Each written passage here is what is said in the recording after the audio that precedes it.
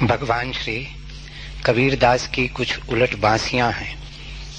अंबर बरसै धरती भीजै, यहु जाने सब कोई।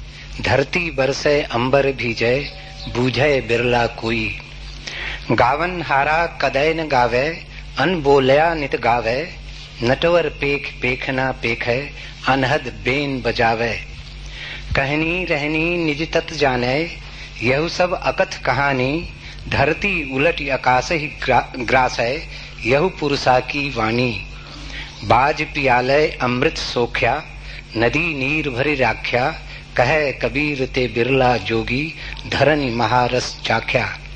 भगवान हमें इसे बोधगम्य बनाने की कृपा करें।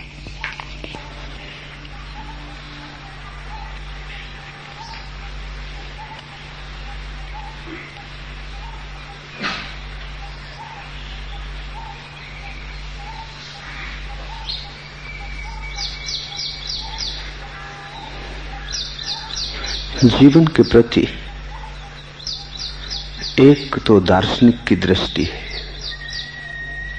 और एक धार्मिक की।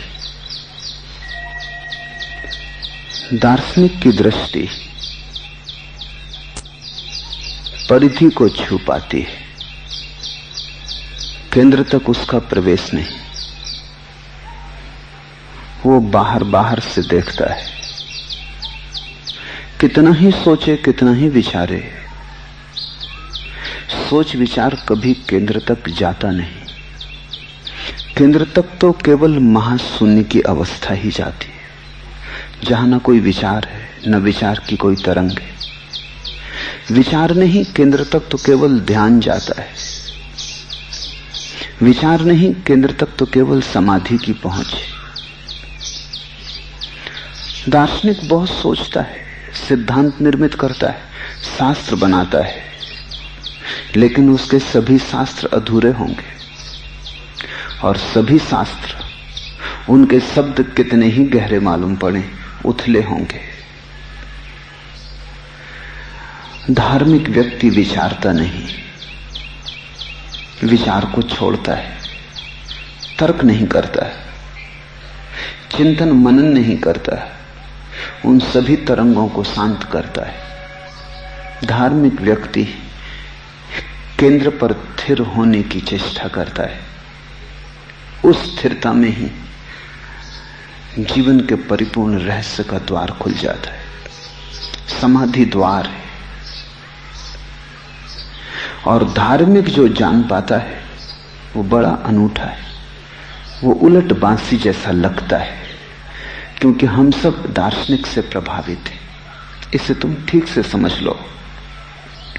हमारे मन पर दार्शनिक की बड़ी छाप है। विचारशील लोगों ने हमें खूब आक्रांत कर रखा है। स्वभावतः उनके तर्क बड़े प्रभावशाली मालूम पड़ते हैं और उनके तर्क के आधार पर उनके सिद्धांत हमारे मन पर गहरी लकीरें छोड़ जाते हैं। इसलिए कबीर जैसे व्यक्तियों की वाणी उलट बांसी लगती है कि क्या उल्टी बातें कह रहे हैं। वो उल्टी लगती है क्योंकि तुम उल्टे खड़े हो। जिससे कोई आदमी शीर्षासन कर रहा हो, उसे सारी दुनिया उल्टी चलती मालूम पड़ती है। वह हैरान होता है कि सारी दुनिया उल्टी क्यों चल रही है। दुनिया उल्टी नहीं है, वो स्वयं ही उल्टा खड़ा है। अस्तित्व तो सदा से सीधा साफ है, तुम तिरछे हो। अस्तित्व तो कहीं भी तिरछा नहीं है, उसकी कहानी तो बड़ी साफ है, सुस्पष्ट है। उसका रहस्य तो बिल्कुल खुला रहस्य है। द्वार दरवाजे बंद भी नहीं है। अगर तुम प्रवेश नहीं कर पा रहे तो तुम्हारी आंखें ही किन्हीं शब्दों के द्वारा बंद है, किन्हीं विचारों और शास्त्रों में दबी है। और विशेषकर इस देश में तो बड़ा दुर्भाग्य घटित हो गया है। हजारों साल का पांडित्य है, उसने तुम्हें स्पष्ट लकीरें दे दी हैं। उन लकीरों से भिन्न को तुम मानने को भी राजी नहीं हो सकते। इसलिए पंडितों की नगरी काशी में कबीर उल्टे मालूम पड़ने लगे और लोग कहने लगे कबीर की बात कर रहे हो, सिर फिर गया है, ये तो उलट बांसियां हैं, ये तो पहेलियां हैं जो सुलझाई नहीं जा सकती। क्या है पहेली कबीर में? क्योंकि कबीर पूरे को देखते हैं, तुम अधूरों के देखते हो, तुम आधे को देखते हो, आधे के आधार पर तुम पूरे की कल्पना करते हो, तुम लकीर के फकीर हो। फिर लकीर का फकीर एक दफा आदमी हो जाए तो उस विस्तार का कोई अंत नहीं है। मैंने सुना है, एक मजाक मैंने सुनी है, सच ना भी हो फिर भी सच मालूम होती है कि चूहों की बढ़ती के कारण सरकार बहुत बेचैन और व्यथित हो गई, क्योंकि 5 चूहे उतना भोजन कर जाते हैं जितना एक आदमी, और आदमी से कई गुने ज्यादा चूहे, कम से कम 25 गुने ज्यादा चूहे हैं भारत में। तो घबराहट तो स्वाभाविक है, लेकिन चूहे जैसे महत्वपूर्ण विषय पर चर्चा उठानी भी खतरनाक है, क्योंकि इस मुल्क की बुद्धि का कोई हिसाब लगाना मुश्किल है। तो मैंने सुना है कि इंदिरा गांधी ने मुल्क के सारे विचारशील नेताओं को इकट्ठा किया कि पहले हम सोच लें फिर कुछ कदम उठाएं, और इंदिरा ने कहा कि इन चूहों को अब मार डालना एकदम जरूरी, एक महाअभियान चाहिए कि सब चूहे समाप्त कर दिए जाएं। तत्क्षण कोलाहल और उपद्रव शुरू हो गया, जैसा कि भारत की सभी संसदों में, विधानसभाओं में मचता है, वहां भी मच गया। घड़ी 2 घड़ी तो पता ही न रहा कि क्या हो रहा है। बड़ा मुश्किल समझ में आया कि श्री अटल बिहारी वाजपेयी कह रहे हैं कि यह कभी नहीं हो सकता, क्योंकि चूहा गणेश जी का वाहन है। क्या तुम गणेश जी को वाहन से च्युत करना चाहते हो? बिना वाहन के गणेश जी कैसे चलेंगे? और ये तो सरासर अधार्मिक है, ये तो हिंदू धर्म की हत्या है। तो ये कभी बर्दाश्त नहीं किया जा सकता कि चूहे की हत्या की जाए। कोई सुझाव मांगा गया कि फिर कुछ उपाय, तो उन्होंने कहा कि जैसा आदमियों के लिए हम कर रहे हैं, परिवार नियोजन का प्रचार किया जाए। हर चूहे के बिल पर लिखा जाए, हम 2 हमारे 2। समझाने बुझाने की जरूरत है, हत्या नहीं हो सकती। लेकिन तभी जयप्रकाश ने खड़े होकर कहा कि यह कभी नहीं होगा। गांधी विनोबा के देश में परिवार नियोजन ये तो अनीति का मार्ग है, इससे तो लोग भ्रष्ट होंगे, भ्रष्टाचार फैलेगा। और डर यह है कि तुम चूहों के लिए तो प्रचार करोगे, लेकिन गणेश जी तक भ्रष्ट हो सकते सुनते सुनते। परिवार नियोजन, क्योंकि परिवार नियोजन का अर्थ है कि स्त्री को बच्चे पैदा होने का भय तो रह नहीं जाता। उसी भय पर तो तुम्हारी सारी सभ्यता खड़ी है, उसी भय पर तो तुम्हारे नीति नियम खड़े हैं। स्त्री पकड़ी जा सकती है अगर वो किसी दूसरे व्यक्ति से संबंध बनाए।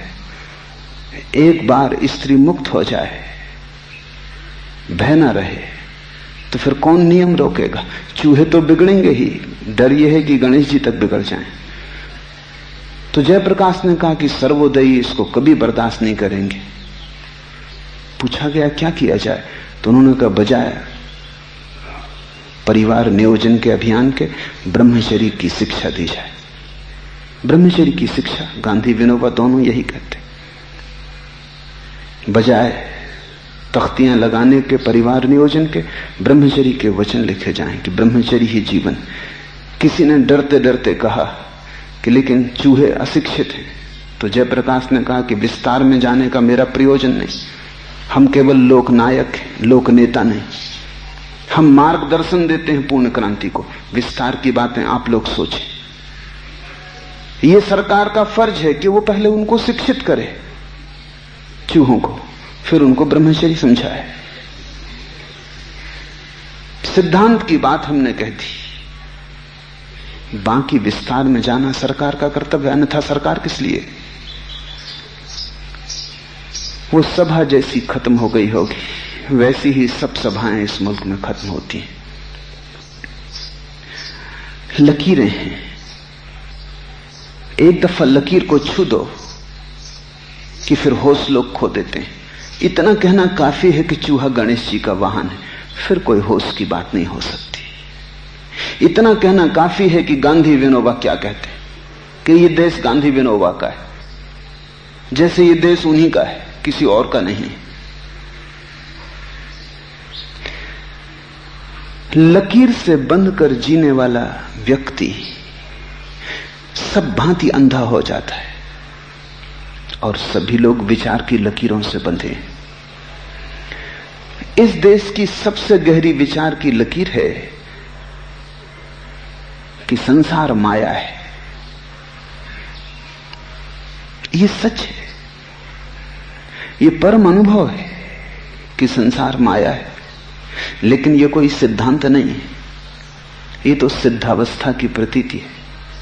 अगर तुमने इसे सिद्धांत की तरह समझा कि संसार माया है तो तुम अड़चन में पड़ोगे, तब तुम लड़ना शुरू कर दोगे, और जिससे तुम लड़ रहे हो वो स्वयं परमात्मा है। तब तुम्हारा पूरा जीवन उलझ जाएगा। इस देश के सारे शास्त्र कहते हैं कि द्वंद्व के ऊपर उठना है, दो के पार जाना है, एक को पाना है, अद्वैत को पाना है, वही परम सत्य है। ये तुम्हारे मन में लकीर की तरह बैठ गई है बात। इसलिए किसी भी चीज की तुम्हें निंदा करनी हो, तुम कह दो कि ये तो द्वंद्व के भीतर है, बात निंदित हो गई। इसलिए कबीर ने जब ये वचन कहे तो बड़ी कठिनाई खड़ी होगी। कहे कबीर ते बिरला जोगी, धरणी महारस चाख्या। जिसने पृथ्वी के महारस को चखा वो महायोगी। लेकिन तुम्हारे योगी तो कह रहे हैं कि धरती का रस पदार्थ, पदार्थ का रस शरीर, शरीर का रस सब त्याज्य, इनको तो छोड़ना है, ये तो माया है। और कबीर कहते हैं जिसने धरणी का महारस चख लिया वो कोई बिरला जोगी है, वो कोई अद्वितीय जोगी है। तुमने सदा सुना है कि पदार्थ को छोड़ना है, और कबीर कह रहे हैं कि पदार्थ में महारस छिपा है, पदार्थ में परमात्मा छिपा है। पदार्थ को छोड़ना नहीं, जानना है। पदार्थ से भागना नहीं, जीना है। शरीर में अशरीरी छिपा है। शरीर को काटना और गलाना नहीं, शरीर को मिटाना नहीं है। शरीर तो मंदिर है, वहीं परमात्मा की प्रतिमा विराजमान है, वो तो सिंहासन है, उस पर ही प्रभु बैठा है। शरीर को पहचानना है, जानना है, जीना है, शरीर के भीतर गहन में प्रवेश करना है। शरीर की परिधि नहीं, उसका केंद्र भी उपलब्ध हो जाए। जिस दिन तुम शरीर के केंद्र को जान लोगे कि वो परमात्मा है, उस दिन तुम पाओगे कि शरीर में भी बड़े रस छिपे, छोड़ने योग्य कुछ भी नहीं है। स्वाद को छोड़ना नहीं है और अस्वाद को साधना नहीं है।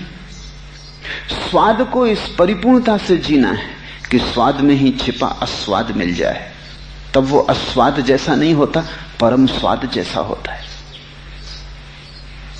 गांधी के आश्रम में 11 नियमों में एक नियम था अस्वाद। इस तरह भोजन करो कि उसमें स्वाद ना आए, तो भोजन को खराब करके करो, नमक मत डालो, और अगर ज्यादा योग सिर पे चढ़ गया हो तो थोड़ी सी नीम की चटनी मिला लो, ताकि भोजन भ्रष्ट हो जाए, ताकि स्वाद ना आए। गांधी जी नीम की चटनी के बिना भोजन ही नहीं करते थे, वो भोजन को खराब करने की व्यवस्था थी। सोचते थे ये अस्वाद है, ये अस्वाद नहीं है, ये केवल जीभ को मारना है, आस्वाद तो उन्हें उपलब्ध हुआ, उन ऋषियों को जिन्होंने कहा है उपनिषदों में अन्नम ब्रह्म, जिन्होंने जाना कि अन्न में ब्रह्म छिपा है, उन्हें आस्वाद उपलब्ध हुआ।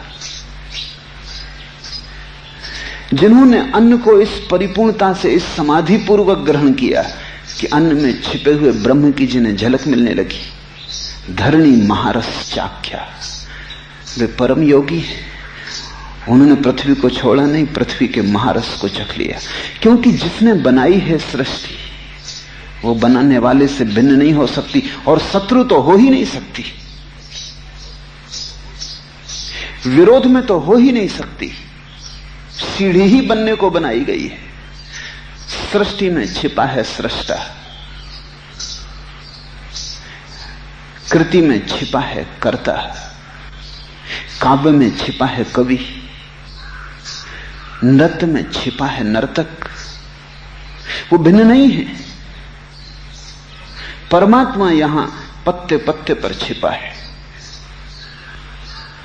तुमने जिसे बुरा कहा है, तुमने जिसकी निंदा की है, वो भी परमात्मा है, और परमात्मा की निंदा करके तुम परमात्मा को ना पा सकोगे।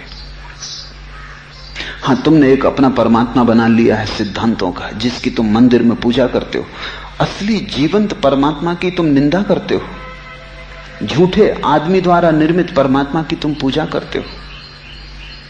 तुम कभी किसी हरे वृक्ष के सामने हाथ जोड़कर झुके हो कि जब कोई वृक्ष फूलों से भरा हो, हवाओं में नाचता हो, तब तुमने घुटने टेक कर वहां प्रार्थना की है? कि जब आकाश में तारे भरे हों, तब तुम पृथ्वी पर लेटकर उस अनिर्वचनीय के भजन से भरे हो? तुमने तारों में उसकी आंखों को झलकते देखा है कि फूलों में उसकी सुवास उठते देखी? नहीं, तुम बिल्कुल अंधे हो। तुम भागे जा रहे हो मंदिर मस्जिद की तरफ। तुम कहते हो वहां परमात्मा की पूजा करनी, और यहां कौन है? चारों तरफ कौन है? पक्षियों के कंठों में कौन गा रहा है? वृक्षों में कौन फूल बना है? झरनों में किसका कलकल नाद है? ये उसी एक ओंकार की अनेक अनेक अभिव्यक्तियां हैं।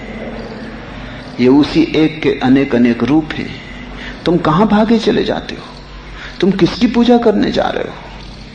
तुम जहां हो वहीं वो मौजूद है। तुम्हारे चारों तरफ उसी ने तुम्हें घेर रखा है। उपनिषद कहते हैं वो परमात्मा दूर से भी दूर और पास से भी पास है।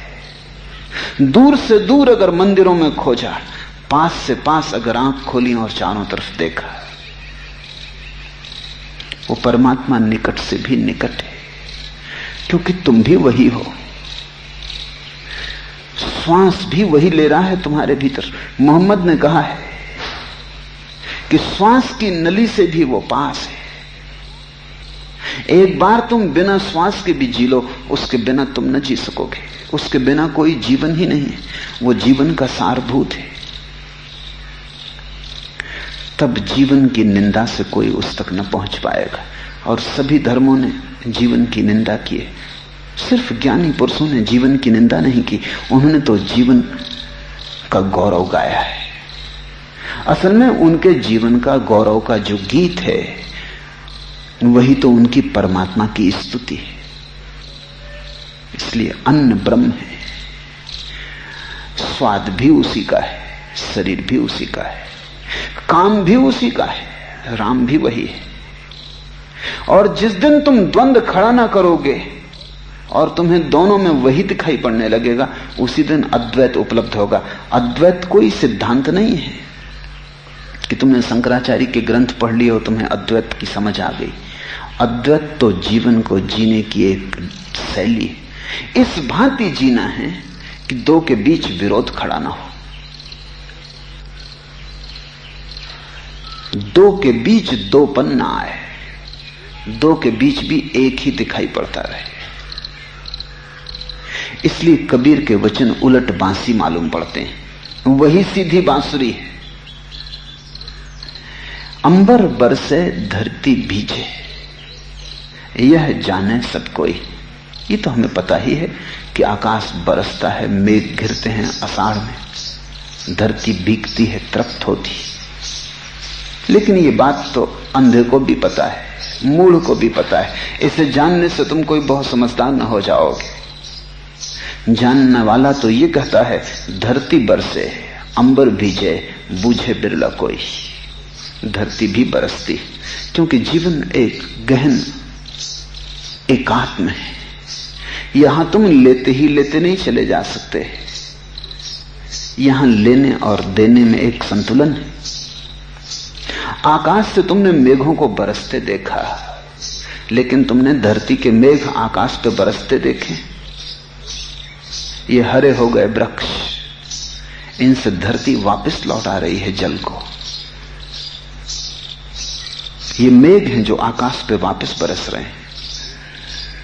प्रतिपल पत्ते पत्ते से भाप उठ रही है, अन्यथा आकाश मेघ कहां से लाएगा बरसाने को। नदी नदी से, झरने झरने से भाप उठ रही है। सूरज की किरणों पर चढ़ चढ़ के जगह जगह से भाप इकट्ठी हो रही है आकाश में। धरती वापस लौटा रही है। इन फूलों की गंध में कौन वापस जा रहा है?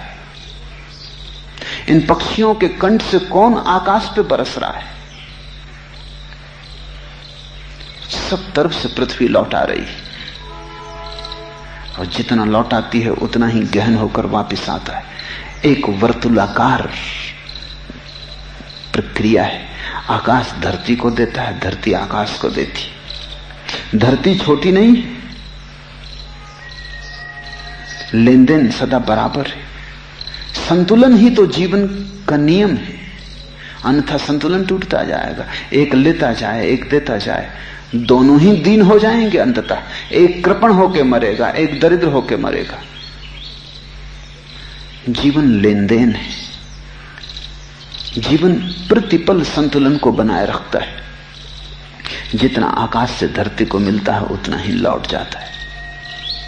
और ये तो छोटा सा प्रतिदान है जो फूलों में, वृक्षों में, पहाड़ों में, नदी झरनों में दिखाई पड़ता है, पक्षियों के कंठों में, हवा के झोंकों में जिसकी सरसराहट सुनाई पड़ती।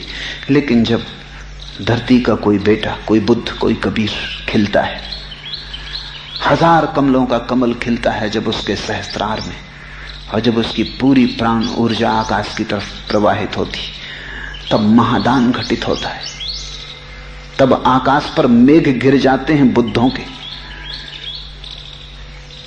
बुद्ध ने तो जो शब्द प्रयोग किया है उस परम अवस्था को, उसका नाम ही मेघ समाधि। एक बादल की तरह आकाश पर बरस जाती पृथ्वी। तो कबीर कहते हैं धरती बरसे अंबर भीजे। कबीर कहते हैं हमने उल्टा भी देखा है, धरती को बरसते और अंबर को बीजते भी देखा है। सृष्टा ने तो सृष्टि को बहुत कुछ दिया ही है, वो कोई बड़ी बात नहीं, लेकिन हमने सृष्टि को भी सृष्टा को लौटाते देखा है। परमात्मा ने तो सबको बनाया ही है, उसने तो सबको आपूर दिया ही है, लेकिन हमने एक और बात भी देखी है कि हमने परमात्मा की तरफ सृष्टि से जाते हुए मेघ भी देखे, और हमने पृथ्वी को ही नाचते नहीं देखा है मेघों में घिरे, हमने परमात्मा को भी नाचते देखा है। जब बुद्ध का मेघ लौटता है परमात्मा की तरफ, तब परमात्मा भी नाचता है। वो नटराज है, उसकी प्रसन्नता का क्या कहना उन क्षणों में। इसलिए बुद्ध के जीवन में कथा है कि जब बुद्ध ज्ञान को उपलब्ध हुए तो असमय ही वृक्षों पर फूल खिल गए। इतनी महान घटना घटी हो तो परमात्मा भी नाचता है। अगर प्रकृति नाची उस क्षण में तो कुछ अनूठा नहीं है। सूखे वृक्ष हरे हो गए, नई कोपलें फूट गई, फूल आने को न थे, ये मौसम न था और फूल खिल गए। आधी रात, अभी सूरज भी नहीं हुआ था, जब बुद्ध उस परम अवस्था की तरफ धीरे धीरे बह रहे थे। भोर का आखिरी तारा डूबा और बुद्ध परम मेघ समाधि को उपलब्ध हुए। उस क्षण पृथ्वी ने जो दान दिया वो परमात्मा भी सदियों तक याद रखेगा, रखना ही पड़ेगा। और अगर गौर से देखो तो सृष्टि का दान बड़ा मालूम होगा सृष्टा के दान से, क्योंकि सृष्टा ने तो एक साधारण बच्चा ही पैदा किया था, पृथ्वी ने बुद्धत्व देकर वापस लौटाया। अंबर बरसे धरती भीजे यह जाने सब कोई, धरती बरसे अंबर भीजे बूझे बिरला कोई। परमात्मा का ऋण चुकाना है। तुमने पितृ ऋण सुना है, तुमने गुरु ऋण सुना है, लेकिन तुमने कभी सोचा कि परमात्मा का भी ऋण, जिसने तुम्हें बनाया है, जिसने सारी प्रकृति बनाई, जो इन सारे खेल के पीछे छिपा हुआ सृष्टा है, उसका ऋण भी चुकाना है। कोई बुद्ध उसका ऋण चुकाता है, कोई कबीर उसका ऋण चुकाता है। उस घड़ी में जब महिमा से भरी हुई कोई चेतना वापस लौटती है परमात्मा की तरफ,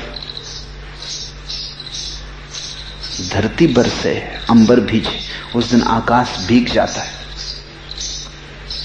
आकाश का भीगना बहुत मुश्किल मालूम पड़ता है, क्योंकि आकाश तो शून्य है। लेकिन कबीर कहते हैं शून्य भी भीग जाता है, आर्द्र हो जाता है। शून्य भी उस क्षण में कठोर नहीं रह जाता, तटस्थ नहीं रह जाता। शून्य भी उस क्षण में कब जाता है, अप्लावित हो जाता है। धरती भीगती है ये तो समझ में आता है, क्योंकि गहन धूप में, सूरज के ताप में धरती फट जाती, प्यासी हो जाती। इसलिए जब वर्षा होती तो पृथ्वी के रोए रोए प्राण प्राण में एक तृप्ति समा जाती है, एक सौंधी गंध उठती, तृप्ति की चारों तरफ फैल जाती। ये समझ में आता है। लेकिन आकाश तो कोई पृथ्वी नहीं है, आकाश में तो कोई दरारें नहीं पड़ सकती। आकाश तो महाशून्य है, आकाश तो सिर्फ अवकाश है, रिक्तता है, उसमें कैसी दरार है। लेकिन कबीर ठीक ही कहते हैं, मैं भी सहमत हूं, आकाश में भी दरारें पड़ जाती, बुद्धत्व की वहां भी प्रतीक्षा होती। पृथ्वी खिले और बरसे आकाश पर, तभी तो ये खेल चल पाता है। ये खेल एक तरफा नहीं है, ये द्वंद्व पृथ्वी और आकाश का, शरीर और आत्मा का, पदार्थ और परमात्मा का, सृष्टि और सृष्टा का, ये द्वंद्व दो के बीच विरोध नहीं है, ये दो के बीच एक गहन सामंजस्य है। इसलिए तो हम इसे लीला कहते हैं। एक खेल है, शत्रुता नहीं है। अगर पृथ्वी और आकाश दूर भी जाते हैं तो करीब आने को, अगर पदार्थ और परमात्मा में भेद भी पड़ता है तो वो भेद केवल पास आने की प्रतीक्षा है, पास आने की तैयारी। तुमने कभी अनुभव किया हो, अगर तुमने प्रेम किया है, इसलिए कहता हूं कि अगर तुमने प्रेम किया है, क्योंकि बहुत कम लोग प्रेम को उपलब्ध हो पाते हैं।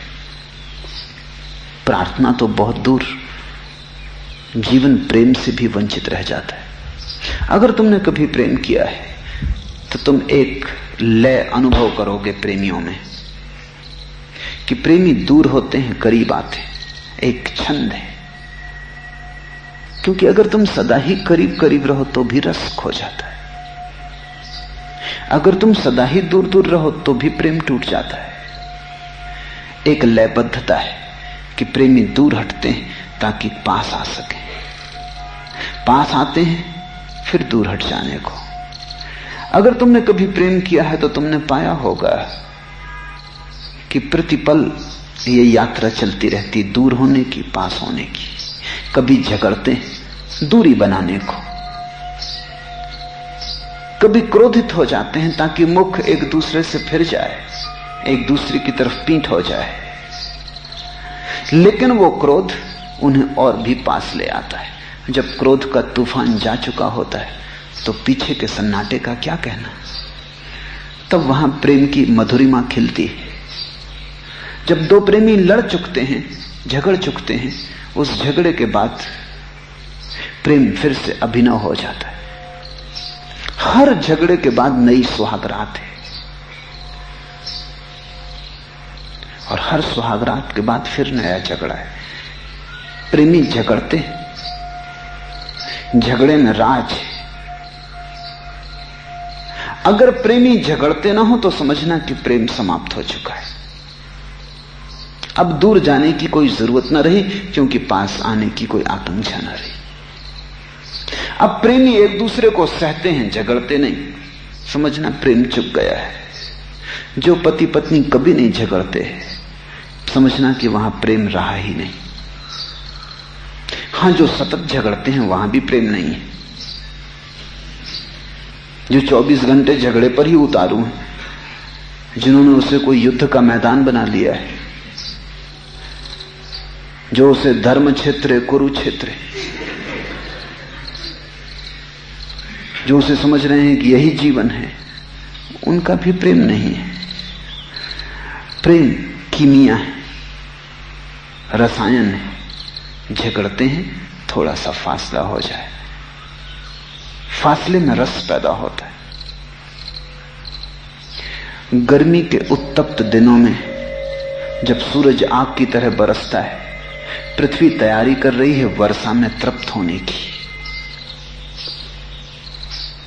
फिर वर्षा में डूब जाएगी आकंठ, नदियों में पूर आएंगे, झरने बड़े होकर बहेंगे, बाढ़ फैलेगी, रोआ रोआ सिक्त हो जाएगा जल से।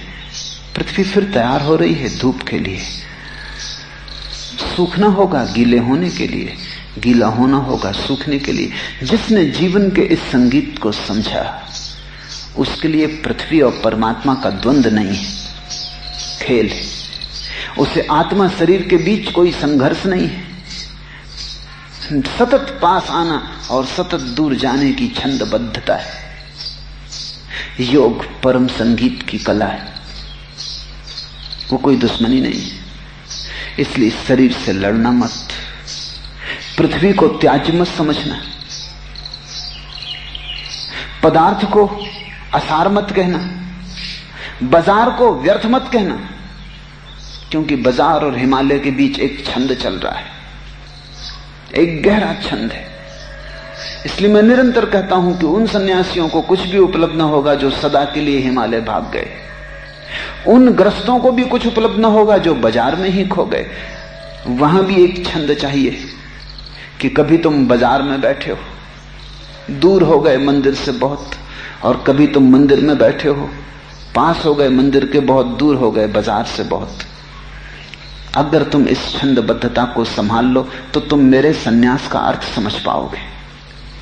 अन्यथा मेरा सन्यास कबीर की उलट बांसी। मेरे पास लोग आते हैं, ये कैसा सन्यास?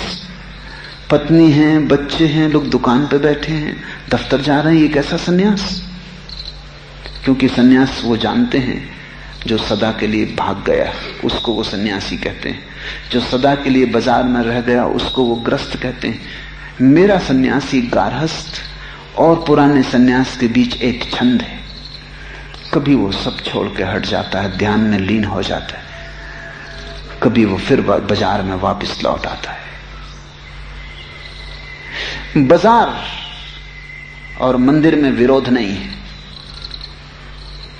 जैसे तुम्हारी श्वास जाती है बाहर, फिर भीतर आती है, फिर बाहर जाती है, तुम्हारी श्वास में विरोध नहीं है। तुमने कभी श्वास को संभाल लिया होता अगर शास्त्रों के अनुसार, तो तुम कभी के मर गए होते। श्वास को अगर भीतर ही रोक लोगे तो भी मर जाओगे, श्वास को अगर बाहर ही रोक दोगे तो भी मर जाओगे। श्वास को भीतर भी आने दो, बाहर भी जाने दो। श्वास कोई प्रतिबंध नहीं मानती, वो दोनों किनारों पर आती जाती। बाहर जाती श्वास संसार है, भीतर आती श्वास सन्यास है। पुरानी परिभाषा में भीतर ही साध लो तो सन्यास, बाहर ही साध लो तो गृहस्थ। लेकिन मैं मानता हूं वो दोनों मर जाते हैं। पुराना गृहस्थी भी मर चुका है, सड़ रहा है बाजारों में, दुकानों में। उसके जीवन में विपरीत की गंध ना रही। वो मर रहा है क्योंकि उसके जीवन में केवल उत्ताप है, ग्रीष्म है। वो केवल पतझड़ जानता है। और पुराना सन्यासी भी सड़ गया है। उसे तुम मंदिरों में, आश्रमों में सड़ता हुआ पाओगे।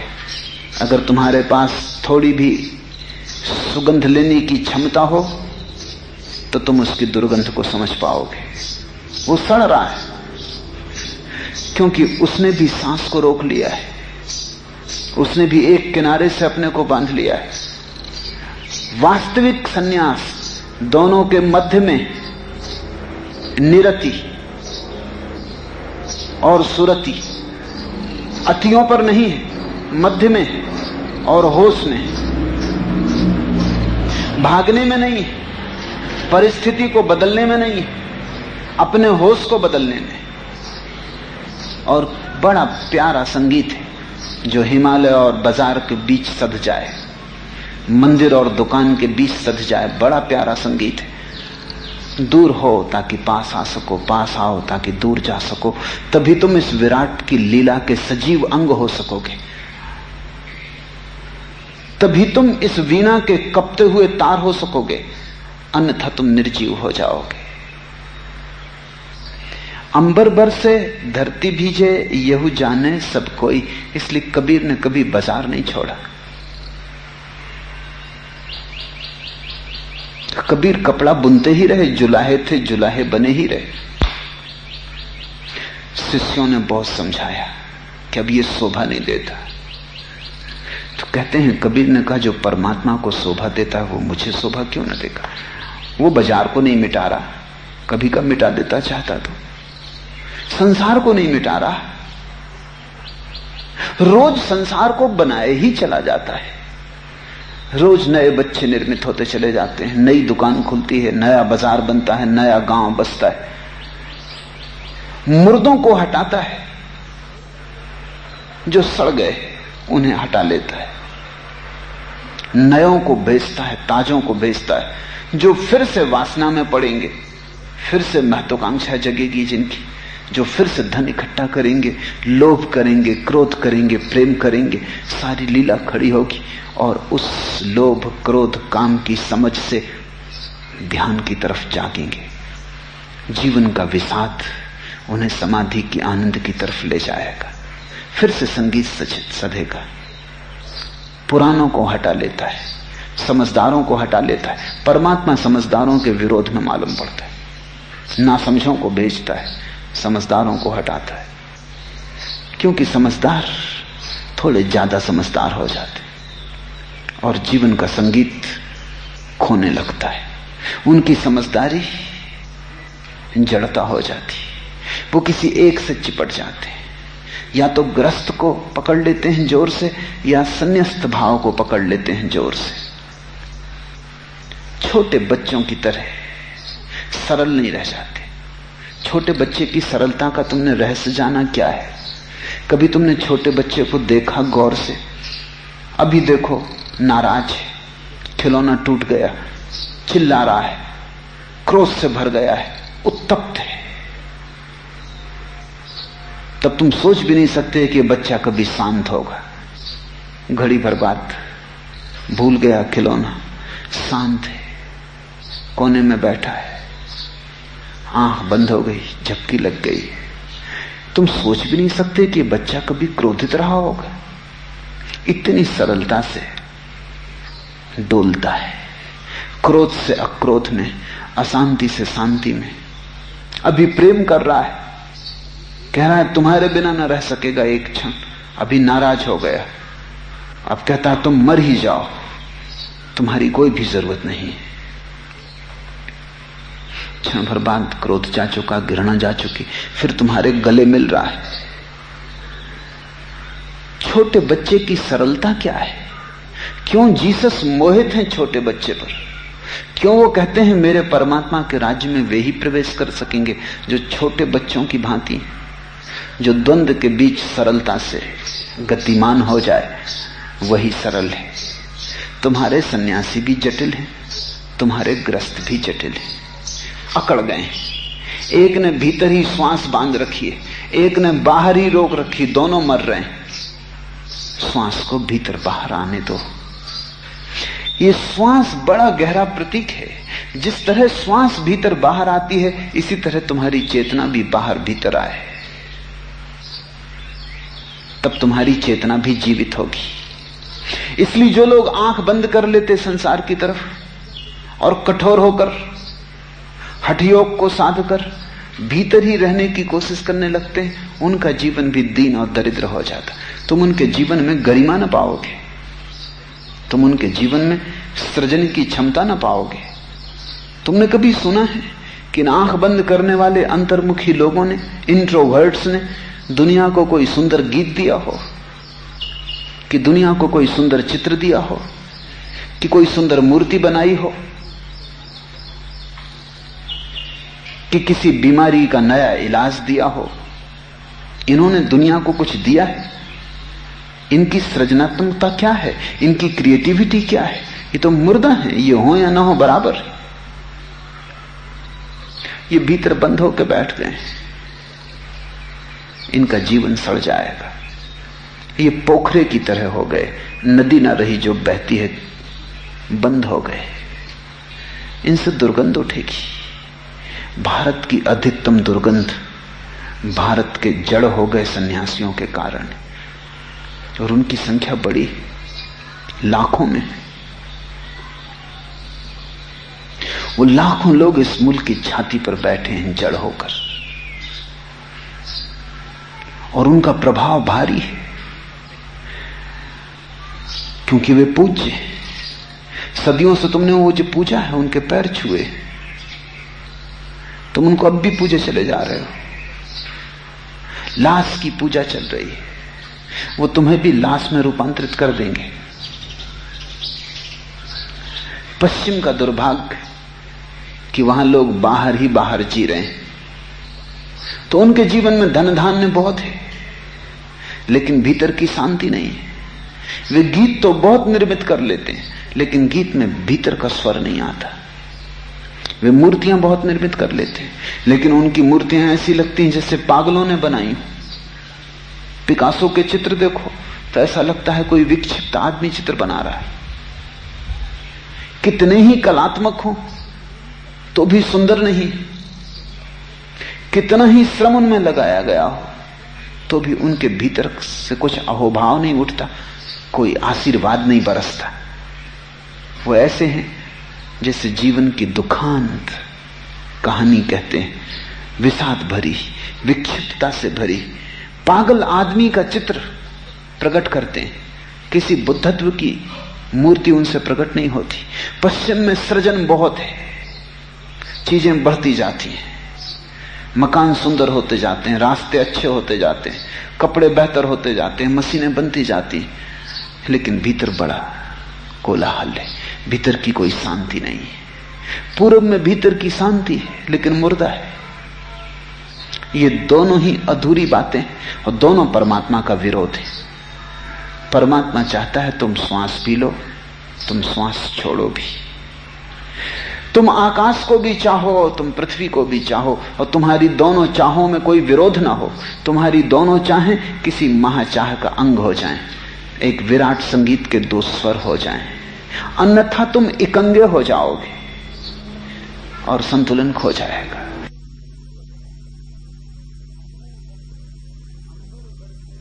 अंबर बरसे धरती भीजे, यहू जाने सब कोई।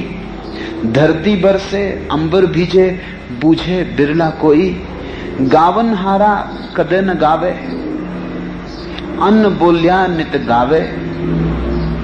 नटवर पेखी पेख न पेखे, अनहद बैन बजावे। गावन हारा कदे न गावे, वो जो असली गीत गाने वाला है वो कभी गाता नहीं। जटिल है बात, इसलिए तो लोग कहते हैं कबीर की बातें उलट बांसी। जो असली गाने वाला है वो कभी गाता नहीं, उससे गीत पैदा होता है, वो गाता नहीं। और जब तक तुम गाते हो तब तक गीत ऊपर ऊपर होगा, तुम्हारी आत्मा से पैदा ना होगा। प्राचीन में एक बड़ी पुरानी उक्ति है कि जब संगीतज्ञ परिपूर्ण हो जाता है तो वीणा को तोड़ देता है, क्योंकि वीणा भी सिक्खड़ की खबर देती है। और जब धनुर्धारी परिपूर्ण हो जाता है तो धनुष को छोड़ देता है। एक बड़ी पुरानी ताओ कथा है कि एक आदमी बहुत बड़ा धनुर्विद हो गया। सम्राट ने घोषणा की राज्य में कि इससे बड़ा कोई धनुर्विद नहीं है। अगर कोई प्रतियोगी सोचता हो कि इससे बड़ा धनुर्विद है तो आके प्रतियोगिता कर ले, अन्यथा यह आदमी राज्य का सर्वोत्तम धनुर्विद घोषित कर दिया जाएगा। 3 महीने का समय दिया। दूसरे ही दिन एक बूढ़ा आदमी आया और उस धनुर्विद से बोला, इस पागलपन में मत पड़ो, क्योंकि मैं एक ऐसे आदमी को जानता हूं जो तुमसे बड़ा धनुर्विद है। तो उस धनुर्विद ने कहा तो वो आ जाए और प्रतियोगिता कर ले। तो वो बूढ़ा हंसने लगा। उसने कहा जो जितना बड़ा हो जाता है उतना प्रतियोगिता के पार हो जाता। ये तो बच्चों का काम है, प्रतियोगिता, कंपटीशन। वो नहीं आएगा। अगर तुम्हें सीखना हो तो तुम्हें मैं ले चल सकता हूं। धनुर्विद हैरान हुआ, क्योंकि उसने सोचा भी न था कि ये बात भी हो सकती है कि बड़ा धनुर्विद हो लेकिन बड़े होने के कारण प्रतियोगिता में न उतरे। छोटे उतरते हैं प्रतियोगिता में स्वभावता, क्योंकि छोटे ही बड़ा होना सिद्ध करना चाहते हैं, इसलिए प्रतियोगिता में उतरते हैं ताकि सिद्ध हो सके हम बड़े हैं। जो बड़ा है वो बड़ा है, वो बिना किसी प्रमाण के बड़ा है। उसे कोई प्रतियोगिता और किसी सम्राट का सर्टिफिकेट नहीं चाहिए। मनस्विद कहते हैं सिर्फ हीन ग्रंथि से पीड़ित लोग प्रतियोगिता में उतरते हैं, जिनके मन में इंफीरियरिटी कॉम्प्लेक्स है, जो डरे हैं, जो भीतर तो जानते हैं कि हम योग्य नहीं हैं लेकिन किसी तरह सिद्ध करना है। तो कैसे सिद्ध करें? जिसकी गरिमा स्वयं सिद्ध है, स्वतः प्रमाण है, वो प्रतियोगिता में तो उतरता नहीं। बात तो जची। धनुर्विद ने कहा मैं आता हूं। वो पीछे उस बूढ़े के गया। वो धनुर्विद को ले गया पास के जंगलों में, और वहां एक व्यक्ति था, वो लकड़ी काट रहा था। पर धनुर्विद ने पूछा ये आदमी धनुर्विद है? उसने कहा यही आदमी धनुर्विद है। तो इसका धनुष कहां? वो धनुष को 24 घंटे टांगे हुए नहीं घूमता। पर धनुर्विद ने कहा और अगर ऐसा मौका आ जाए और संघर्ष हो जाए, तो उसने कहा जो धनुर्विद है वो तो हाथ से भी तीर चला सकता है, तीर की भी जरूरत नहीं है। तो उस धनुर्विद ने दूर से खड़े होकर एक आड़ से और तीर मारा। वो जो लकड़ी काटने वाला लकड़हारा था, उसने लकड़ी का एक छोटा सा टुकड़ा लेके तीर पर चोट की, जो तीर आ रहा था, वो तीर वापस लौट गया, जाके धनुर्विद की छाती में चुभ गया। धनुर्विद आया, पैर पे गिर पड़ा। उसने कहा मुझे क्षमा करें, मैं तो सोचता था धनुष के बिना कहीं धनुर्विद्या आई, मगर तुम तो अनूठे हो, ये कला मैं कैसे सीख सकूंगा? उसने कहा मेरे पास रहो, सीख जाओगे। 3 वर्ष लगे, वो ये कला सीख गया। लौटने लगा सम्राट के महल। उस धनुर्विद ने कहा लेकिन रुको, मैं कुछ भी नहीं, मेरा गुरु अभी जीवित है, तो मैं तो ऐसे ही लकड़हारा हूं, ऐसा थोड़ा उच्छिष्ट गुरु से पा लिया वही हूं। क्योंकि जो वास्तविक धनुर्विद है वो लकड़ी भी क्यों फेंकेगा, उसकी आंख का इशारा काफी है। आंख का इशारा भी क्यों, उसकी मन की धारणा काफी है। अभी जाओ मत। ये यात्रा तो लंबी मालूम पड़ी। 3 साल तो इस आदमी के साथ बीत गए। सोचा था कि अब पारंगत हो गया, अब कोई उपद्रव न रहा, इसका गुरु भी है, लेकिन अब लौटने का भी कोई उपाय न था। रस उसे भी लग गया था। चला इस लकड़हारे के साथ पहाड़ की बड़ी ऊंची चोटियों पर एक अत्यंत बूढ़े आदमी को देखा, जिसकी कमर झुकी हुई थी, जो कम से कम 100 के पार कर चुका था उम्र। उस लकड़हारे ने कहा यही मेरे गुरु हैं। उसे थोड़ी हंसी आने लगी धनुर्विद को, इसकी तो कमर झुकी है, ये तो निशाना भी नहीं लगा सकता। लेकिन अब हिम्मत खो चुकी थी पुराने अहंकार की। उसने कहा पता नहीं। उस बूढ़े से कहा कि हमें भी सीखना है, तुम्हारे चरणों में आए। उसने कहा पहले परीक्षा से गुजरना पड़े, आओ मेरे पीछे। वो पहाड़ की कगार पर गया, एक भयंकर चट्टान जो खड्ड के ऊपर दूर तक चली गई थी और जिसके नीचे हजारों फीट गहरा खड्ड था, जिस पर जरा से चूक गए कि मृत्यु सुनिश्चित थी। वो बूढ़ा जाके उस चट्टान की कगार पर खड़ा हो गया, आधा पैर गड्ढ में झांकता हुआ, कमर झुकी हुई, सिर्फ एड़ी के बल खड़ा। उसने कहा आओ मेरे पास। उसके हाथ पैर कपने लगे। वो उससे दूर ही 4 फीट दूर ही गिर पड़ा घबरा के। जो उसने खड्ड नीचे देखा, ज्वरग्रस्त हो गया शरीर। उस बूढ़े ने कहा तुम कैसे धनुर्विद हो सकोगे? जिसके मन में भय, उसका तीर निशाने पर कैसे लगेगा? भय तो कपता ही रहता है, उसका हाथ कपता रहेगा। अंधों को ना दिखाई पड़े, लेकिन जिसके पास आंख है वो तो देख ही लेगा कि तेरा हाथ कप रहा है। जहां भय है वहां कंपन है, अभय ही निष्कंप होता है। तू यहां इतना कप रहा है कि इस गड्ढे के पास नहीं आ सकता, तो तू निशाना क्या लगेगा? भाग जाए यहां से।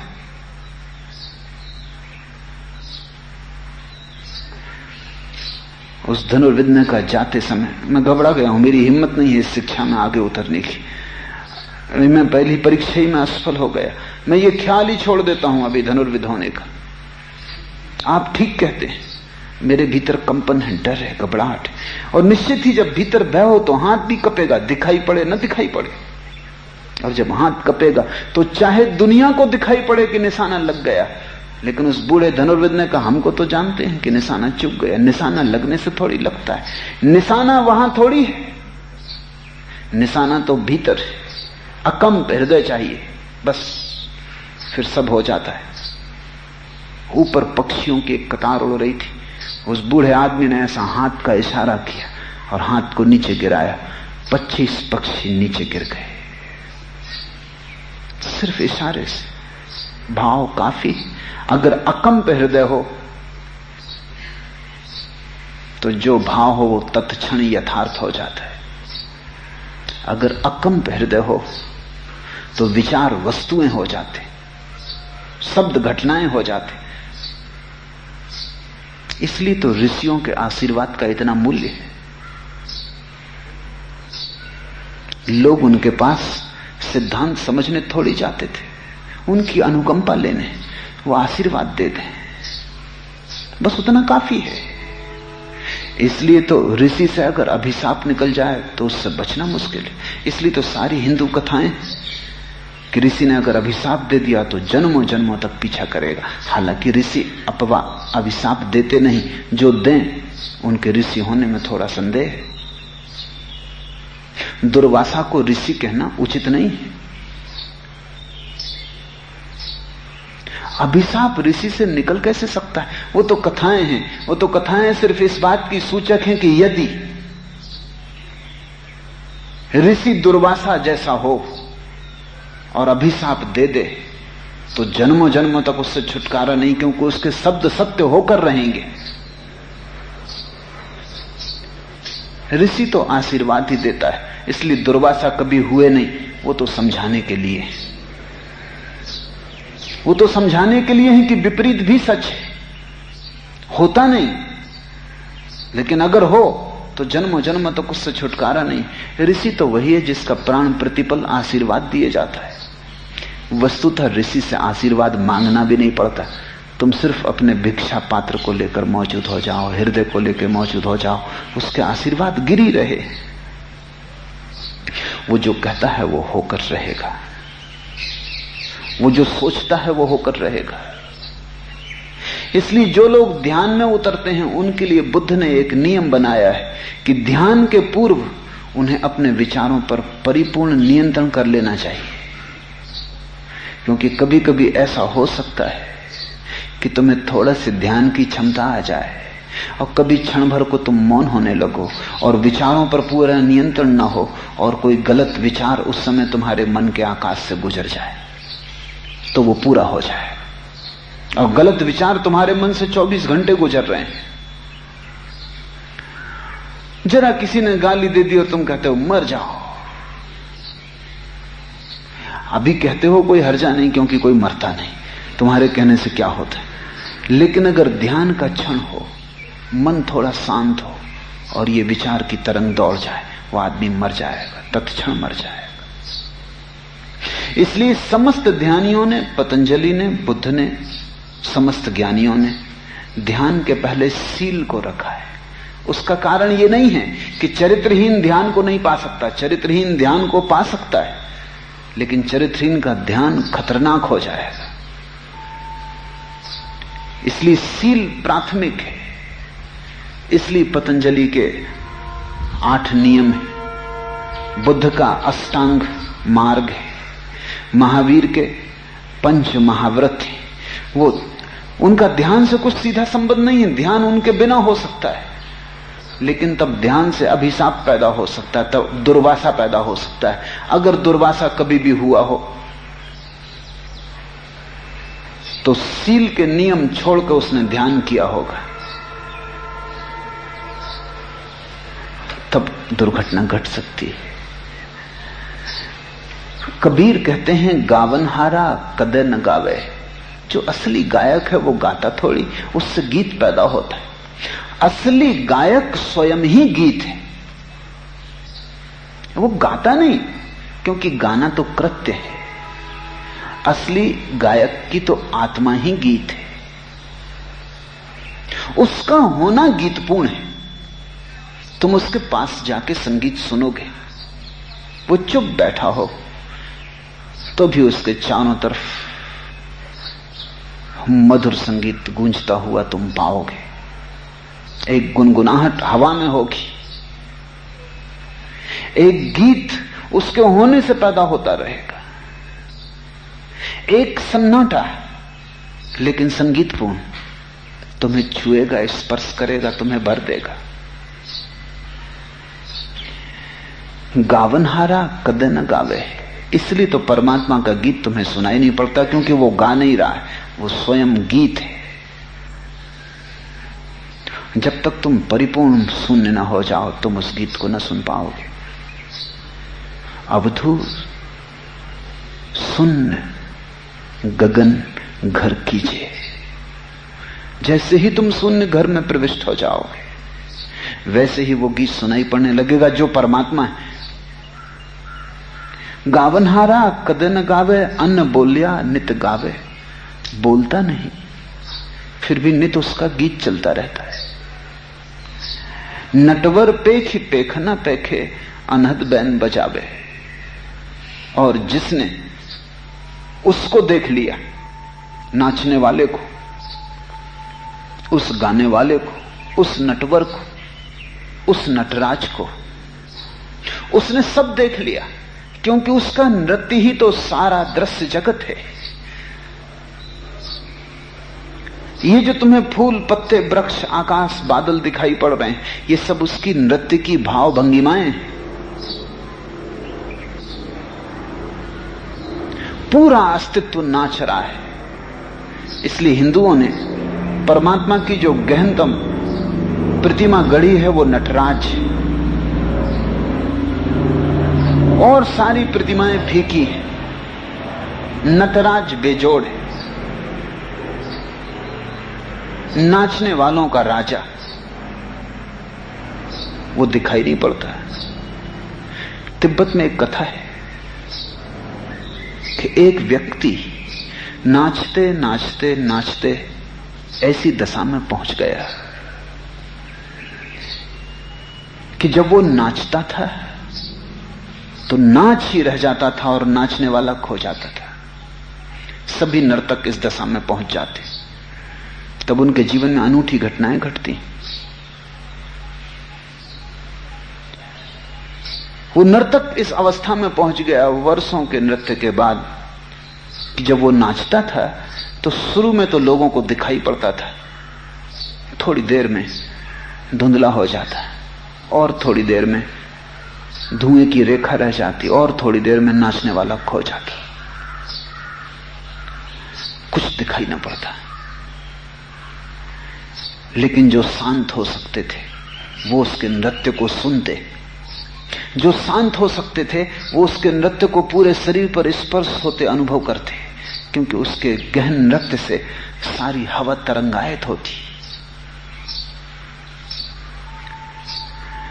नटराज का अर्थ है ऐसा नर्तक जिसके भीतर नर्तक और नृत्य में भेद नहीं है, जो स्वयं अपना नृत्य है, जो नर्तक भी है और नृत्य भी है।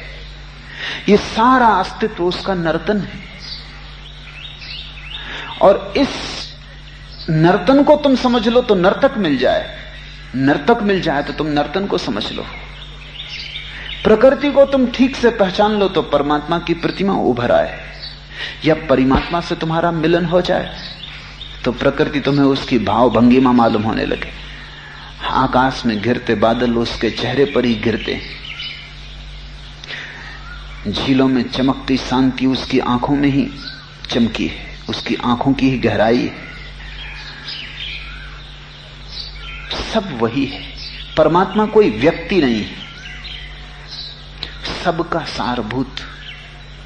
इसलिए तो तुम उसे खोजने जाओ तो कहीं मिलेगा नहीं। तुम इस भ्रांत में मत रहना कि कहीं किसी दिन पहुंच जाओगे परमात्मा आमने सामने खड़ा है और जयराम जी कर रहे हो तो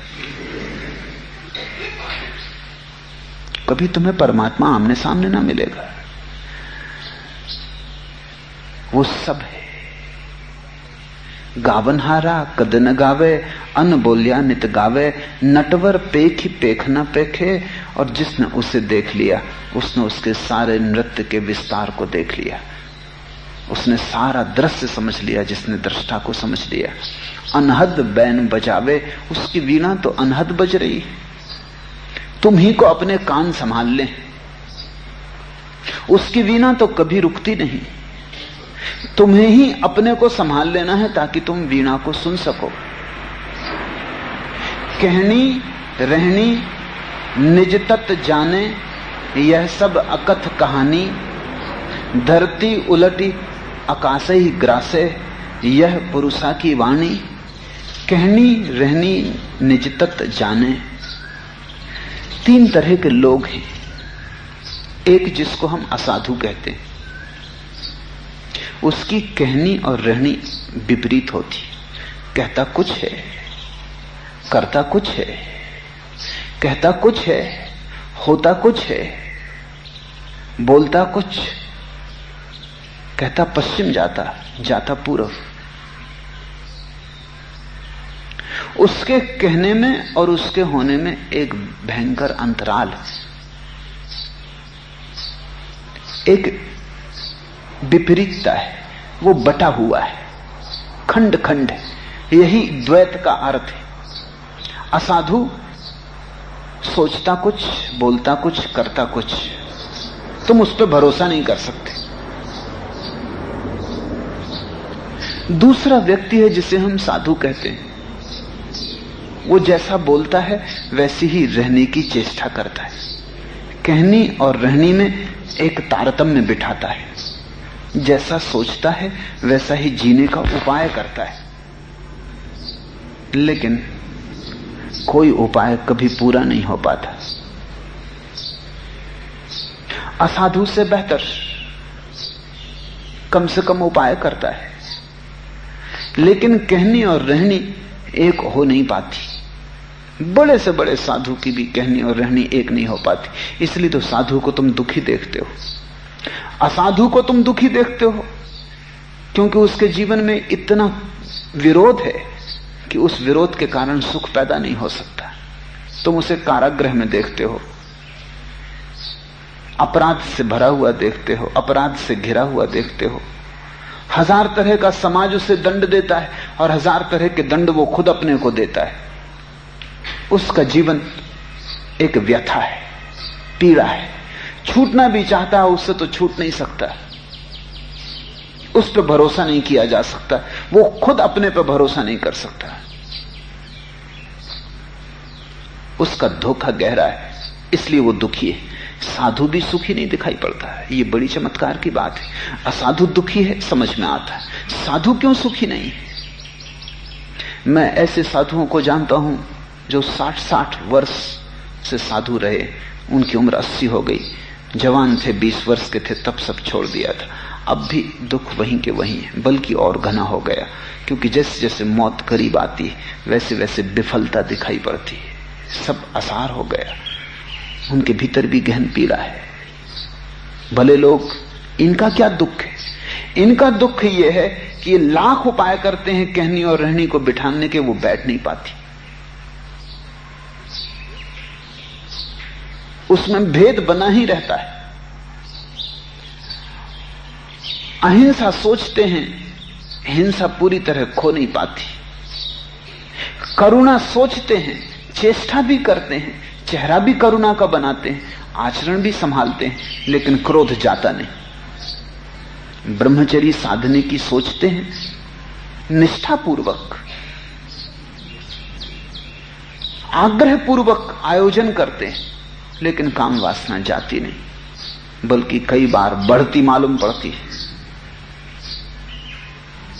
कहनी और रहनी में चेष्टापूर्वक जो भी सामंजस्य बिठाएगा वो भी दुखी रहेगा। चेष्टापूर्वक सामंजस्य बैठ ही नहीं सकता। फिर तीसरा व्यक्ति है जिसको हम संत कहते हैं, जिसको हम परम साधु कहते हैं, ऋषि कहते हैं, कोई भी नाम दे। इस तीसरे व्यक्ति की रहनी और कहनी में एकता होती, लेकिन ये एकता बाहर से बिठाई नहीं होती, वो निज तत्व को जान लेता है, इसलिए होती। वो स्वयं को पहचान लेता है, इसलिए उसके बाएं और दाएं हाथ के भीतर एक एकता आ जाती, क्योंकि दोनों उसके ही हाथ हैं। इस भेद को ठीक से समझ लेना। वो स्वयं को जानता है, पहचान लेता है। उस पहचान के साथ ही उसका कहना, उसका सोचना, उसका आचरण सब एक हो जाता है, क्योंकि सबके पीछे वो एक को खोज लेता है। ये जो एक की खोज है, ये विरोध में सामंजस्य बिठाने से कभी नहीं आती, ये सीधा एक को खोजने से ही फलित होती है। कहनी रहनी निज तत्व जाने, जिसने निज तत्व को जान लिया उसकी कहनी और रहनी एक हो जाती है। यह सब अकथ कहानी, ये कहानी है जिसे कहना बहुत मुश्किल। क्यों कहना मुश्किल है? संतों ने सदा कही, फिर भी तुम सुन नहीं पाए, इसलिए कहना मुश्किल, इसलिए अकथ कहानी। संत सदा से कहते रहे हैं कि तुम स्वयं को जान लो तो तुम्हारे आचरण और विचार में एकता आ जाएगी। आत्मा को पहचान लो तो एकता आ जाएगी। तुम एकता करने की कोशिश करते हो और सोचते हो एकता आने से शायद आत्मा का जानना हो जाएगा। तुम गाड़ी के पीछे बैल जोतते हो और तुम्हारा भी कारण है कि ऐसा तुम क्यों करते हो, वो कारण समझ लेना चाहिए। तुम्हारी भ्रांति के पीछे जरूर कोई बहुत बुनियादी आधार है। वो आधार ये है कि संतों को जब भी तुमने देखा है तो उनकी आत्मा तो तुम्हें दिखाई नहीं पड़ती, उनका आचरण दिखाई पड़ता है। आचरण दिखाई पड़ता है, आत्मा तो दिखाई नहीं पड़ती। इसलिए जो दिखाई पड़ता है वो तुम्हें बहुत मूल्यवान मालूम पड़ता है, और जो नहीं दिखाई पड़ता उसका तो तुम मूल्य कैसे समझोगे? इसको समझो। महावीर को आत्मज्ञान हुआ, आचरण में अहिंसा आ गई। उनका आत्मज्ञान तो तुम्हें दिखाई नहीं पड़ेगा, उसे तो तुम कैसे देखोगे? तुमने आचरण में आई अहिंसा को देखा, वो तुम्हें दिखाई पड़ी, वो महत्वपूर्ण हो गई। तुमने समझा कि महावीर अहिंसक हो गए हैं, शायद इसलिए आत्मज्ञान को उपलब्ध हुए। बात बिल्कुल उल्टी थी। महावीर आत्मज्ञान को उपलब्ध हुए थे, इसलिए अहिंसा को उपलब्ध हुए थे। तुमने जाना अहिंसा को उपलब्ध हुए, इसलिए आत्मज्ञान मिला है। आत्मज्ञान तो तुम्हें दिखाई नहीं पड़ता, स्वभावतः दृश्य को तुम आधार बनाते हो, अदृश्य को उसका परिणाम। तुम्हारी आंख जो दिखाई पड़ता है उसको पकड़ती, जो नहीं दिखाई पड़ता उसको कैसे पकड़ेगी? तो तुम सोचते हो मैं भी अहिंसा को उपलब्ध हो जाऊं तो मुझे भी आत्मज्ञान उपलब्ध होगा। बस गणित गलत हो गया। यात्रा गलत शुरू हो गई। अब तुम लाख उपाय करोगे अहिंसक होने के, थोड़े बहुत होते हुए मालूम भी पड़ोगे, लेकिन जितनी ही चेष्टा करोगे उतने ही तुम पाओगे कि असंभव है, ये होना हो नहीं पाता। बिठा पाते हो साज बिखर जाता है, किसी तरह संभाल पाते हो जरा सी घटना मिटा देती, वर्षों संभालते हो क्षण भर में टूट जाता है। ताश के पत्तों का घर मालूम होता है, जरा सा झोंका हवा का आया कि गया। अहंकार को मिटाने की कोशिश करते हो, मिटता नहीं। क्रोध को हटाने की कोशिश करते हो, हटता नहीं। कबीर कहते हैं यह सब अकथ कहानी, इसे कहना मुश्किल क्योंकि कहते से ये गलत समझी जाती, उल्टी समझ लेते हैं लोग। हम कुछ कहते हैं, लोग कुछ समझ लेते हैं। इसलिए अकथ कहानी, इसलिए नहीं कि कही नहीं जा सकती, इसलिए कि कितना ही कहो समझी नहीं जाती। धरती उलटी आकाशे ग्रासे, यह पुरुषा की वाणी, और यही परम पुरुषों की वाणी है, आप्त पुरुषों की। धरती उलटी आकाशे ग्रासे, कि तुम जिस जीवन को अब तक समझते रहे हो उससे ठीक उल्टा नियम है। जैसे धरती उलट के आकाश को ग्रस जाए, या जैसे बूंद में सागर गिर जाए, तुम जो समझते हो उससे उल्टा नियम है।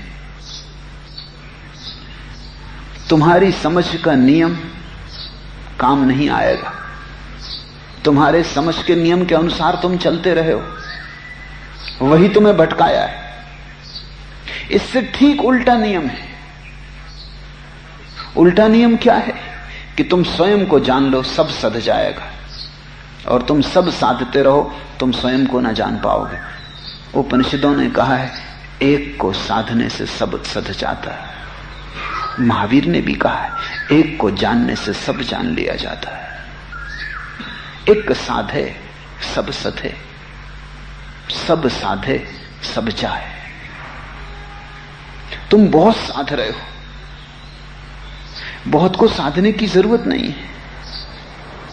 समझो, क्रोध को आदमी साधता है, तो क्रोध को किसी तरह अगर दबा ले तो उसमें काम वासना बढ़ जाएगी, क्योंकि जितनी ऊर्जा क्रोध में जाती थी उतनी ऊर्जा अब दूसरी तरफ से बहने लगेगी। एक आदमी काम वासना को साधता है, वो किसी तरह ब्रह्मचर्य को बिठा लेता है जबरदस्ती। काम वासना तो कम हो जाती, लेकिन जो ऊर्जा काम वासना से निकलती थी वो क्रोध में निकलने लगती। इसलिए ब्रह्मचारियों को तुम सदा ही क्रोधी पाओगे, भयंकर क्रोधी। उनके आंख पर ही क्रोध रखा है, ये अकारण नहीं है, वैज्ञानिक है। अगर तुम लोभ को दबाओगे तो कुछ और बढ़ जाएगा, लेकिन तुम्हारे जीवन की दशा वही रहेगी, चुकता हिसाब उतना ही रहेगा, उसमें फर्क ना पड़ेगा। एक साधे सब सधे। अगर बीमारियों को साधने गए तो कितनी बीमारियां हैं, अनंत बीमारियां हैं। साधते साधते जन्म जन्म बीत जाएंगे, तुम कभी ना साध पाओगे। एक तरफ से संभालोगे पाओगे दूसरी तरफ से उपद्रव शुरू हो गया, दूसरी तरफ संभालने जाओगे पाओगे पुरानी तरफ से फिर यात्रा ऊर्जा की शुरू हो गई। तुम पगला जाओगे, तुम विक्षिप्त हो जाओगे, तुम थक जाओगे, तुम हार जाओगे, तुम्हारा आत्मविश्वास खो जाएगा। नहीं, बहुत को साधने में मत पड़ना। कुंजी एक है, उससे सब ताले खुल जाते हैं। कहनी रहनी निज तत्व जाने, वही सूत्र है, स्वयं को जान लेना। इसलिए ध्यान पर इतना जोर है मेरा। लोग मेरे पास आते हैं, वो कहते हैं क्रोधी हैं, क्या करें? उनसे मैं कहता हूं तुम अलग से मत सोचो, ध्यान करो। उनकी समझ में नहीं आता, वो कहते हैं क्या ध्यान से क्रोध चला जाएगा? ध्यान से समझ आएगी, क्रोध नहीं जाएगा। लेकिन समझ आ जाए तो क्रोध पैदा नहीं होता। ध्यान से बोध बढ़ेगा, क्रोध नहीं जाएगा। लेकिन क्रोध तो उन्हीं को आता है जो अबोध में है। काम ही आता है, कहता है कि बस पागल हुआ जा रहा हूं। उससे भी मैं कहता हूं ध्यान करो। कहता है क्या ध्यान से काम वासना चली जाएगी? इसका कोई संबंध नहीं दिखाई पड़ता। नहीं, ध्यान से काम वासना कैसे जाएगी, लेकिन ध्यान से भीतर तुम सुखी होने लगोगे। जो भीतर सुखी है वो दूसरे से सुख की मांग नहीं करता। जो स्वयं सुखी है वो किसी के द्वार पर सुख मांगने नहीं जाता। काम भिक्षा है दूसरे से सुख मांगने की। जो भीतर आनंदित है वो संभोग में आनंद नहीं पाता। जिसको बड़ा आनंद मिल गया वो छोटे आनंद की क्यों मांग करेगा? जहां रुपए बरस रहे हो वहां वो कौड़ियां क्यों बीनता फिरेगा? और जहां हीरे जवाहरात हाथ में आ जाएं तो वहां कोई समुद्र के किनारे रंगीन पत्थर सीप मोती इकट्ठे करता फिरता है। बात गई। लोग मुझसे कहते हैं कि आप तो हम अलग अलग बीमारियां लेके आते हैं, इलाज एक ही बता देते। मैं भी क्या कर सकता हूं? इलाज एक ही है। लोग चाहते हैं उनकी मैं बीमारियों की चर्चा करूं, उनकी बीमारी पे ध्यान दूं। विशिष्टता है वो अलग बीमारी लाए। बीमारी का कोई मूल्य नहीं है। औषधि तो एक, औषधि रामबाण। कोई अलग अलग इलाज की जरूरत नहीं। तुम सबकी बीमारी एक है, वो आत्मा अज्ञान है। बाकी सब बीमारियां उस बीमारी की छायाएं हैं। छायाओं से कौन लड़ेगा? लड़के कौन कब जीता है? तुम मूल बीमारी पर चोट कर दो। इसलिए समस्त ज्ञानी कहते हैं आत्मज्ञान एकमात्र मार्ग है, और आत्मज्ञान के लिए ध्यान एकमात्र कुंजी है। और तब ऐसी घटना घटती है, धरती उलटी आकाशे ग्रास है, कि तुम जो बहुत छोटे मालूम पड़ते हो, छोटे हो नहीं। तुमने वामन का अवतार लिया होगा, मगर वामन में भी परमात्मा का ही अवतार छिपा है। तुम कितने ही छोटे हो, तुम छोटे हो नहीं। मुल्ला नसरुद्दीन के गांव में एक सर्कस आई थी, और उसने सर्कस में दरखास्त दी। कोई और काम मिल नहीं रहा था, सोचा चला सर्कस में ही भर्ती हो जाए। दरखास्त में उसने लिखा कि मैं दुनिया का सबसे बड़ा ठिगना आदमी हूं। मैनेजर भी थोड़ा चकित हुआ कि किस तरह का आदमी, सबसे बड़ा ठिगना आदमी, बुलाने योग्य, क्योंकि सर्कस तो ऐसे करिश्मों में उत्सुक रहते हैं। नसरुद्दीन को बुलाया। जब नसरुद्दीन वहां जाके खड़े हुए तो वो मैनेजर भी थोड़ा हैरान हुआ। होंगे कम से कम 6 फीट 4 इंच। उसने कहा कि तुम अपने को ठिगना आदमी कहते हो? उसने कहा मैंने पहले ही लिखा है, सबसे बड़ा ठिगना आदमी, मुझसे बड़ा कोई ठिगना आदमी नहीं।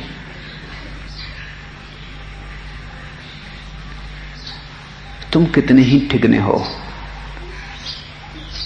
तुम कितने ही वामन हो, कितना ही छोटा रूप रखा हो तुमने, पर पूरा परमात्मा तुम में मौजूद है, रत्ती भर कम नहीं। बूंद में सागर मौजूद है, बूंद में सागर का सारा सार मौजूद है। एक बूंद को समझ लो, सारा सागर समझ आ गया। अब बचा क्या सागर में समझने को? एक बूंद का सूत्र पकड़ में आ जाए, H2O, पूरा सागर पकड़ में आ गया। एक बूंद को तोड़ के जान लिया कि उदजन और अक्षजन का मेल है, पूरा सागर का रहस्य खुल गया। अब कोई अलग अलग हर एक बूंद को थोड़ी जानना पड़ेगा। इसलिए कबीर का वचन है, हेरत हेरत है सखी रहा कबीर हिराई, बूंद समानी समुद्र में सुख थेरी जाई। ये पहला वचन है। इसके वर्षों बाद उन्होंने दूसरा वचन भी लिखा। पहले वचन में वो कहते हैं बूंद समानी समुद्र में सुख थेरी जाए, बूंद समुद्र में खो गई, अब उसे वापस कैसे निकालूं। कुछ वर्षों बाद उन्होंने पद को फिर से लिखा और लिखा, हेरत हेरत थे सखी रहा कबीर हिराई, समुद्र समाना बूंद में सुख थेरी जाए। समुद्र बूंद में समा गया, अब उसको कैसे निकालें। बूंद समुद्र में गिरी थी तो कोई रास्ता भी था निकालने का। छोटी चीज बड़ी चीज में गिरी थी, खोज लेते। अब तो बड़ी मुश्किल हो गई, समुद्र बूंद में गिर गया, अब कहां खोजो। दूसरा पद समाधि का है, पहला पद ध्यान का है। पहले पद में कबीर को ध्यान की पहली झलक मिली होगी, जिसको जापान में सतोरी कहते हैं। पहली झलक, पहली झलक में ऐसे ही लगता है बूंद गिर गई समुद्र में। लेकिन जब ध्यान परिपूर्ण होता है, जब ध्यान समाधि बनता है, जब ध्यान से वापस लौटना बंद हो जाता है, जब ध्यान सतत रहता है, अहिर्निश बहती है धारा, अखंड होता है, तब दूसरा पद कबीर ने लिखा है, समुद्र समाना बूंद में सो कथेरी जाए। अब और मुसीबत हो गई, बूंद तो खोज भी लेते, किसी तरह निकाल लेते, अब यहां समुद्र बूंद में गिर गया है, अब खोजने का कोई उपाय ना रहा। और ये सच, ध्यान के बाद तो लौटना संभव है, समाधि के बाद लौटना संभव नहीं। ध्यानी तो वापस लौट सकता है, गिर सकता है। ध्यानी चढ़ता है शिखर पर, किसी क्षण में ध्यान की प्रगाढ़ता होती, फिर खो जाता, फिर वापस उतर आता है, फिर अंधेरी गलियों में भटकने लगता है, फिर घाटियों का अंधेरा आ जाता है, पहाड़ का सूरज खो जाता है, शिखर की चमक खो जाती, फिर चढ़ता है, फिर खोता है। ध्यानी तो बहुत बार लौटता है। इसलिए सतोरी समाधि नहीं है। समाधि तो ऐसी अवस्था है जिससे फिर लौटना नहीं होता। बुद्ध ने दो शब्द उपयोग किए। ध्यानी को वो कहते हैं श्रोतापन्न, जो नदी की धार में उतरा, लेकिन चाहे तो वापस लौट सकता है, किनारा भी मौजूद है।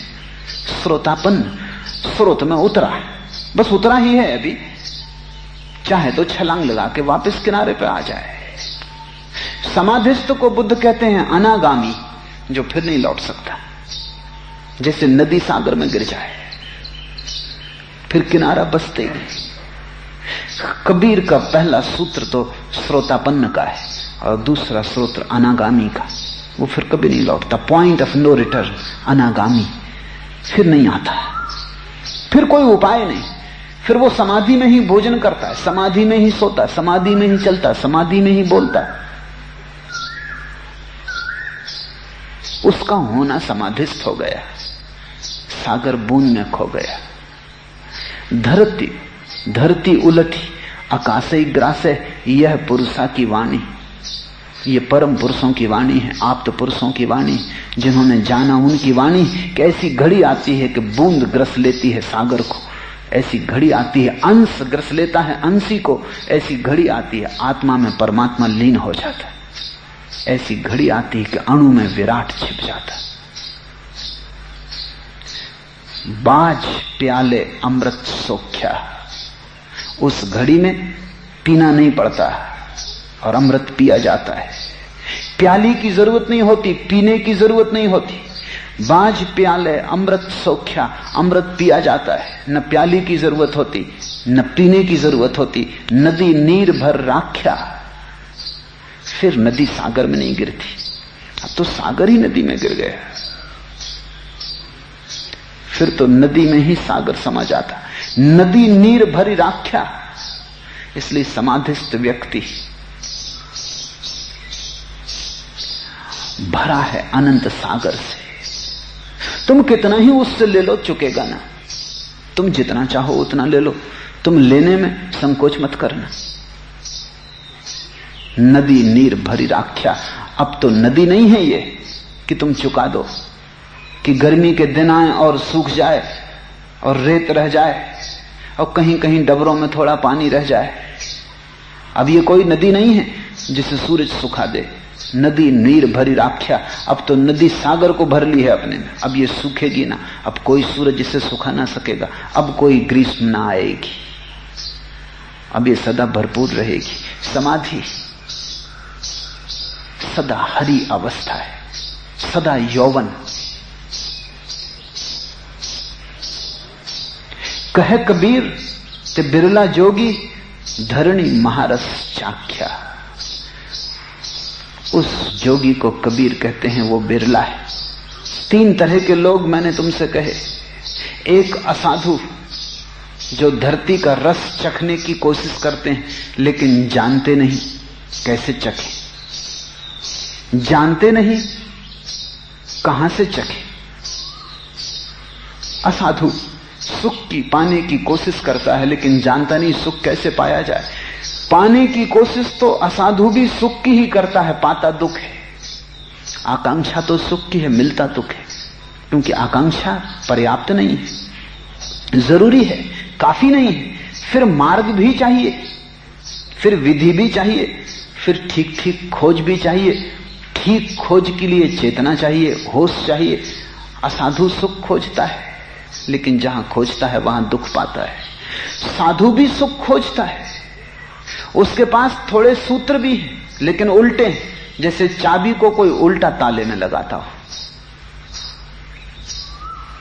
तो ताला नहीं खुलता, सिर मारता है साधु। चाबी हाथ में, उल्टी पकड़ी, ताला बिल्कुल करीब है, जरा चाबी को ठीक कर लेने की जरूरत है, लेकिन उल्टी चाबी को ताले में डालने की कोशिश करता है। उससे कभी कभी ऐसा भी हो जाता है कि ताला भी खराब हो जाता है। फिर सीधी भी कर लो चाबी तो भी मुश्किल होती है खोलने में। फिर संत पुरुष हैं जो चाबी को सीधा पकड़ते हैं, जो एक को खोजते हैं, एक को साधते हैं, निज तत्व को जानते हैं। फिर उनकी करनी रहनी एक हो जाती, ताला खुल जाता। तुमने ताले देखे? ऐसे ताले जो पहेली की तरह होते हैं, जिनमें चाबी नहीं लगानी पड़ती, जिनमें कुछ नंबर लगे होते हैं। बहुत बड़े धनी लोग उस तरह के तालों का उपयोग करते हैं। नंबरों को एक खास ढंग में बिठाना पड़ता है तो ताला खुल जाता है। तो वो तो कोई जानता है, जो जानता है वही नंबरों को खास ढंग में बिठा सकता है। चोर उसकी चाबी नहीं बना सकते, क्योंकि वो तो बड़ा गणित का सवाल है। वर्षों मेहनत करके भी कोई उसको ठीक नहीं जमा सकता, जानता है तो ही ठीक जमा सकता है। क्योंकि अगर तुम ऐसा भूल चूक के सिद्धांत से जमाने की कोशिश करो तो लाखों बार जमाओगे, तब कभी एक आध बार शायद जम जाए, वो भी पक्का नहीं है। ये करनी, कहनी और रहनी अंक हैं उस ताले पर। जब ये दोनों बिल्कुल ठीक जम जाते हैं, जब तुम वही कहते हो जो तुम हो, जब तुम वही हो जो तुम कहते हो, जब तुम्हारे होने में कोई द्वंद्व नहीं रह जाता, एक ही संगीत छा जाता है, तब ताला खुल जाता है।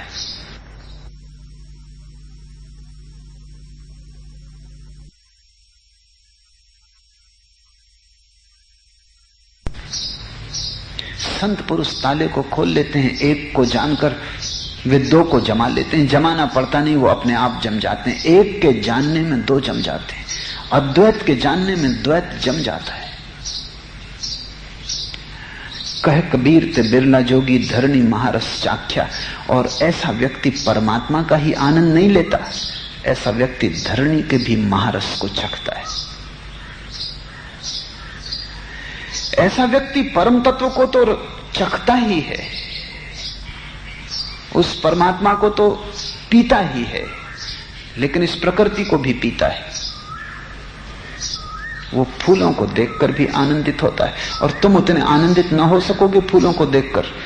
सोचो थोड़ा, बुद्ध को फूलों के पास से गुजरते,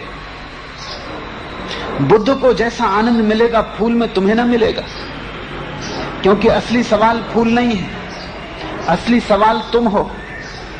बुद्ध अपने आनंद भरे हृदय से फूल की तरफ देखते हैं।